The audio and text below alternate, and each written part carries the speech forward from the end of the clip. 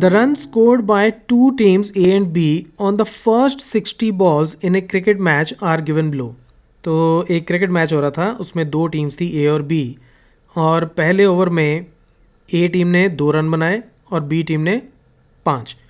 अगला ओवर 7 से 12 बॉल्स में टीम ए ने 1 रन बनाया, इसने 6 एंड सो ऑन। तो उसने पूरी 60 बॉल्स का यानी कि एक पूरे 10 ओवर्स का उसने हमें डिटेल दे दिया कि किस किस ओवर में किस किस टीम ने कितने कितने रन बनाए थे। ठीक है, अब हमें ये बोला गया है represent the data of both the teams on the same graph by frequency polygons, और उसने हिंट भी दिया है first make the class intervals continuous.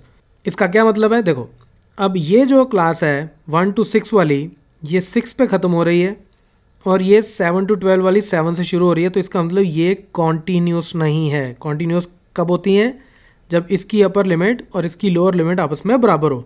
और इसको कॉन्टीन्यूस करने के लिए जो मेथड होता है वो मैंने आपको पहले भी बताया था, फिर से बता देता हूँ कि जैसे इसकी अपर लिमिट क्या है 6 और इसकी लोअर लिमिट क्या है 7, दोनों का आप एवरेज ले लो, ठीक है, यानी कि इनका मिड पॉइंट ले लो और वो कितना आ जाएगा 6.5। 6.5 आ गया। अब 6.5 का मतलब कि 0.5 का डिफरेंस है इन दोनों क्लासेस का 6.5 से। तो इसमें अगर मैं 0.5 ऐड करूं तो ये 6.5 बन जाएगी, और इसमें से 0.5 माइनस करूं तो ये भी 6.5 बन जाएगी। तो ये जो डिफरेंस आया 0.5 का, हमने क्या करना है कि ये जो लोअर क्लास लिमिट है इन सब में से हमने इसको माइनस करते जाना है, और ये जो अपर क्लास लिमिट है इन सब में हमने इसको प्लस करते जाना है। ठीक है, तो पहला स्टेप मैं यहाँ पे करता हूँ। ठीक है, तो ये मेरा न्यू क्लासेस जो हैं वो क्या बन जाएंगी, ये 0.5 से स्टार्ट हो गए 6.5 तक जाएगी। 1 में से 0.5 माइनस किया तो इतना आ गया, और इसमें 0.5 ऐड कर दिया तो इतना आ गया। ये इसमें 0.5 माइनस करूँगा तो ये हो जाएगा 6.5, और यहाँ हो जाएगा 12.5। इसमें से फिर 0.5 माइनस किया तो ये 12.5, और ये कितना हो जाएगा 18.5। तो इसी तरह से बाकी मैं क्विकली लिख देता हूँ। तो ये मेरी नई क्लासेस आ गई। अब देखो, अब हम ये कह रहे हैं कि 0.5 बॉल से लेके 6.5 बॉल तक उन्होंने 2 रन बनाए और उसने 5 रन।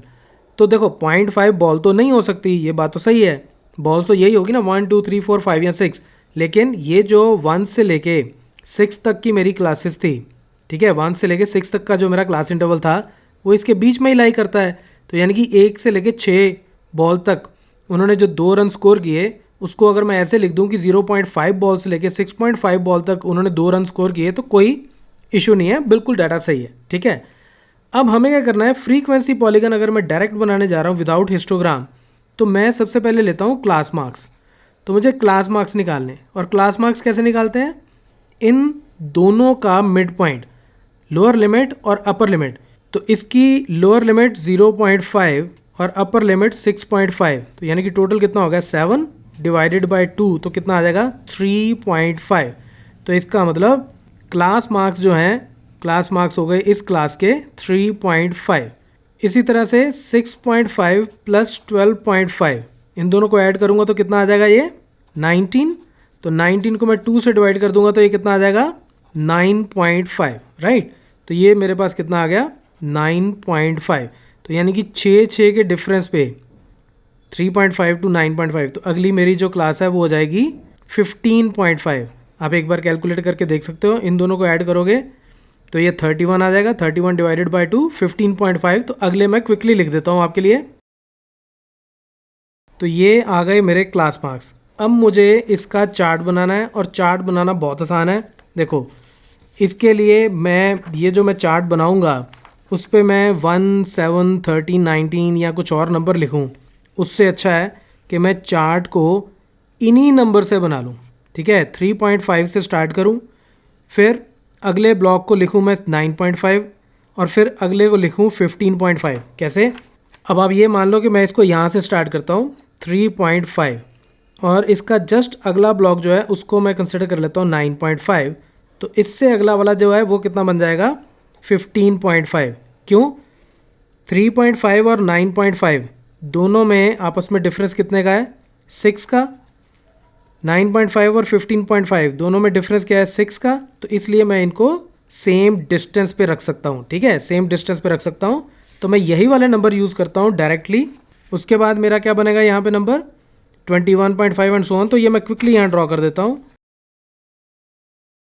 अब देखो आपको कंफ्यूज नहीं होना इससे कि हमने 3.5 यहाँ पे क्यों ले लिया। देखो ये पेपर है, ठीक है, ये ग्राफ पेपर है। ग्राफ पेपर में अगर मैं इसको 3 मान लूँ तो मैं 3.5 भी तो कहीं मानूंगा ही ना, बाद में कहीं ना कहीं तो 3.5 भी आएगा। तो मैं पहले ही इसको 3.5 मान लेता हूँ क्योंकि इन्हीं के ऊपर मुझे डॉट्स ड्रॉ करने हैं। तो ये 3.5। उसके बाद इतना डिस्टेंस लेके इसको मैंने 6 का डिस्टेंस एज्यूम करके इसको मैंने 9.5 लिख लिया। उसके बाद 6 के डिस्टेंस पे ये 6 के तो ये सारे आपस में बराबर के डिफरेंस पे हैं सारे नंबर्स, तो उनको मैंने बराबर के डिस्टेंस पे भी लिख दिया, कोई फ़र्क नहीं पड़ा, राइट। अब दूसरी तरफ मुझे क्या लिखना है, दूसरी तरफ मुझे लिखनी है टीम ए और टीम बी की स्कोर। तो यानी कि वाई एक्सिस में मेरे पास क्या आएगी, इधर आएगी स्कोर। इधर थे मेरे पास, इस साइड पे थी बॉल्स, ठीक है, तो ये बॉल्स हो गई और इधर हो गई स्कोर। अब इस साइड मैं इसको लिख लेता हूँ से 1 2 3। ये मैंने 10 तक पॉइंट क्यों लिखे, क्योंकि इनकी मैक्सिमम स्कोर जो 1 ओवर की है वो 10 ही है, ठीक है, तो इसलिए मैंने 10 तक ये पॉइंट लगा लिए। अब 3.5 इस क्लास मार्क्स के लिए टीम ए ने सिर्फ 2 रन बनाए, तो 3.5 के जस्ट ऊपर यहाँ पे मैं 2 लगा देता हूँ। ये 2 रन, ये बॉल्स, तो यहाँ 3.5 आ गया क्लास मार्क के ऊपर।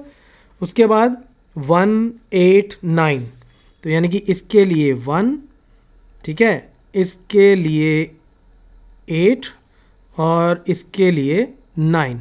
सिमिलरली मैं बाकी भी पॉइंट्स लगाता हूँ क्विकली। तो ये मैंने सारे पॉइंट्स तो लगा लिए। अब मुझे इस पॉइंट को इसके साथ ज्वाइन करना है, इसको इसके साथ, इसको इसके साथ एंड सो ऑन। लेकिन पॉलीगन बनाने के लिए मुझे क्या करना है कि एक क्लास और कंसिडर करनी है इससे पीछे और एक क्लास इसके आगे सेम विड्थ की, और उनके क्लास मार्क्स के साथ इसको डॉट को ज्वाइन करना है। तो यानी कि बेसिकली इससे, जैसे ये यहाँ से लेके यहाँ तक मैंने 6 का डिफरेंस लिया था, इसके पीछे भी 6 का डिफरेंस यानी कि यहाँ तक, तो ये पॉइंट मुझे लेना है। और यहाँ से जैसे जितनी इस क्लास की विड्थ थी इतनी ही क्लास विड्थ मुझे आगे भी लेनी है, तो ये पॉइंट, और मुझे इन सब को ज्वाइन करना है। तो ये मैं क्विकली ज्वाइन कर देता हूँ आपके लिए कि जैसे ये जो पॉइंट है इसको मैं इसके साथ ज्वाइन करूँगा, ठीक है, उसके बाद इसके जस्ट अगला वाला जो डॉट है उसके साथ ज्वाइन करूँगा और फिर बाकी भी। तो ये मैं क्विकली ज्वाइन कर देता हूँ। तो ये तो डाटा हो गया मेरा टीम ए का। देखो मैंने इधर और इधर क्यों ज्वाइन किया, इसके लिए अगर आपको थोड़ा सा भी डाउट है तो मैं टॉप राइट कॉर्नर में एक लिंक दे रहा हूँ, उसको जरूर देख लेना, उसमें मैंने बहुत अच्छे से एक्सप्लेन किया है। अब हम बात करते हैं टीम बी की। अब टीम बी के लिए भी सेम प्रोसेस है कि पहले 3.5 के सामने मुझे 5 इस पे डॉट लगाना है, 3.5 के बिल्कुल सामने 5 पे एक डॉट लगाया, और उसके बाद 6 पे, फिर 2 पे, फिर 10 पे।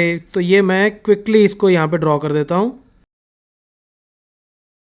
तो ये डॉट मैंने लगा लिए और इस पॉलीगन को भी हम सेम वहीं पे उन्हीं 2 पॉइंट्स पे एंड करेंगे और उसके बाद इसको ज्वाइन कर लेंगे, और मैं ज्वाइन भी कर देता हूँ। तो ये हमारी दोनों पॉलीगन्स बन गई टीम ए और टीम बी के लिए। इस तरह के ग्राफ को हमेशा 2 डिफरेंट कलर्स में बनाना तो अच्छे से समझ में आएगा, नहीं तो ये हौच पौच हो जाएगा और समझ में नहीं आएगा कि टीम ए का डाटा किधर जा रहा है और बी का किधर जा रहा है। So that's it from this tutorial, keep watching मैथमाफिया।